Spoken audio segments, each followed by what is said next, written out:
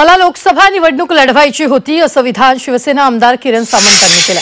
राजन साळवींना शिवसेनेत प्रवेश करण्यासाठी अनेकदा विनंती केली, मात्र त्यांनी निर्णय घेण्यास वेळ घेतला। आम्ही सामंत बंधू योग्य वेळी योग्य निर्णय घेतो असं म्हणत किरण सामंत यांनी राजन साळवींना टोला लगावलाय।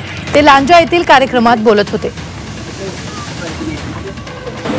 तुम्ही पक्ष प्रवेश करा, तुम्ही तिकडे आमदार व्हा, उदय रत्नागिरीतून आमदार होते ते मला खासदार करा।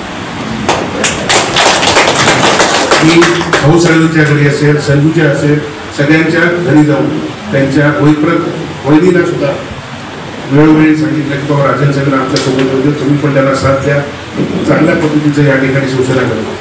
परंतु त्यावेळी राजन साहेब ऐकले नाही। नंतर ज्यावेळी लोकसभेची निवडणूक देखील झाली त्यावेळी सुद्धा मी साहेबांना विनंती केली की घ्या, मला खरोखरच आमदारकी लढवायची नव्हती, मला खासदारकी लढवायची होती, मला राज्यसभेचं देखील कमिटमेंट होती, त्याच्यामुळे साहेबांना सांगत होतो की तुम्ही लढवा। परंतु झालं ते जाऊ दे। आता सुद्धा आम्ही जरी आमदार असतो तरी तुम्हीच आमदार आहात, प्रत्येक जण आमदार आहे, ह्या पद्धतीने